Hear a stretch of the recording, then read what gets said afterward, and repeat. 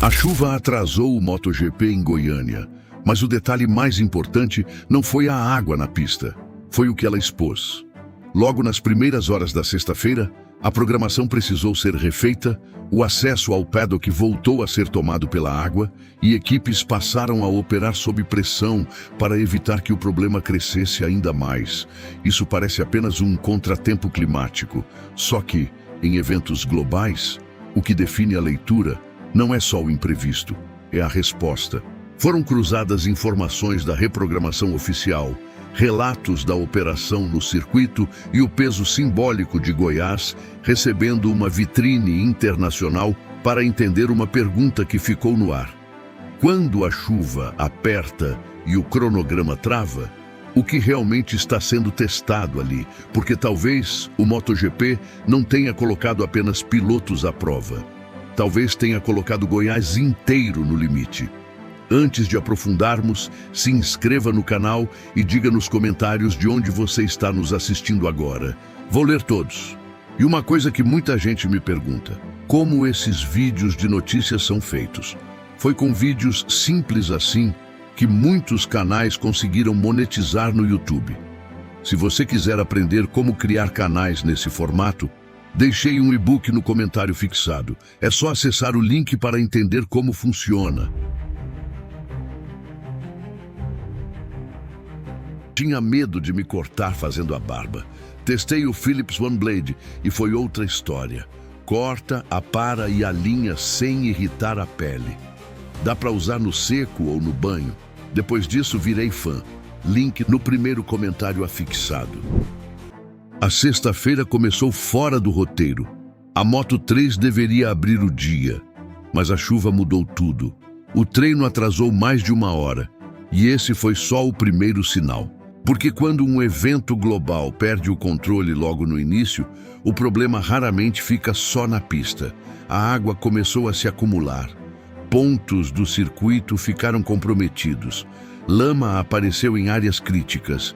E um detalhe chamou a atenção de quem estava ali. O acesso ao paddock voltou a ser invadido. Equipes tiveram dificuldade para circular. Equipamentos precisaram ser reposicionados às pressas. Uma força-tarefa entrou em ação. Não era mais preparação, era contenção. E aí o efeito dominó começou. Moto2 e MotoGP tiveram horários alterados. A programação precisou ser redesenhada ao vivo. Cada ajuste aumentava a pressão, porque ali não existe folga. Existe transmissão global. Existe cronograma apertado, existe um padrão que precisa ser mantido. E quando esse padrão começa a falhar, a leitura muda. Mas tem um detalhe que quase ninguém percebeu. Eventos como o MotoGP não testam só pilotos, testam organização, testam logística, testam capacidade de resposta. Cada minuto de atraso pesa. Cada falha expõe um ponto de fragilidade, e isso não acontece no escuro. Equipes internacionais observam, patrocinadores acompanham, organizadores analisam, tudo em tempo real. E é aqui que a história muda de nível.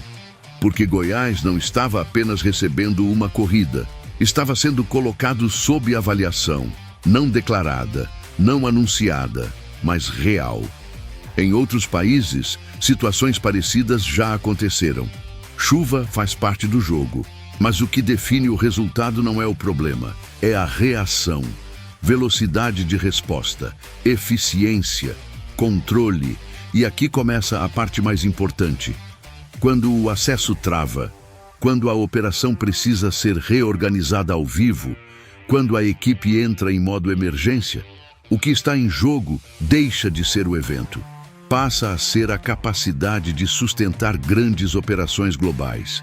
E isso muda tudo. Porque não se trata apenas de receber um evento. Se trata de manter um nível, um padrão. Uma consistência que precisa aparecer exatamente quando o cenário foge do controle. E talvez o ponto mais forte dessa história esteja aqui. Esse tipo de teste não é anunciado. Ele acontece no limite, sem aviso, sem preparação específica, sem margem para erro. E quase ninguém percebe, porque para quem assiste foi só um atraso. Para quem está dentro, foi um sinal. E quando o sinal aparece, ele não passa despercebido.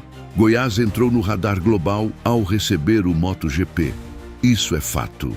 Mas junto com essa visibilidade veio algo inevitável: pressão real. Porque grandes eventos não medem apenas estrutura, medem resposta, medem consistência, medem capacidade de manter o controle quando o sistema é pressionado. E aqui surge a pergunta que muda tudo. Foi apenas um efeito da chuva, ou um retrato de como o Estado reage quando é colocado no limite? Porque existe uma diferença enorme entre suportar o planejado e responder ao inesperado. E é exatamente nesse ponto que os grandes cenários se definem. Talvez esse tenha sido só o primeiro teste, mas quando o primeiro já acontece sob pressão, o próximo nível tende a ser ainda mais exigente. E aí a pergunta deixa de ser técnica, passa a ser estratégica. Goiás está apenas recebendo eventos ou está se posicionando para sustentar um novo padrão? Comenta aqui, porque esse tipo de leitura não aparece nas manchetes, mas muda completamente a forma de enxergar o que está acontecendo. E se esse tipo de análise faz sentido, se inscreve no canal, porque muitas das mudanças mais importantes não começam com grandes anúncios. Elas começam assim, quando algo aparentemente simples revela muito mais do que deveria.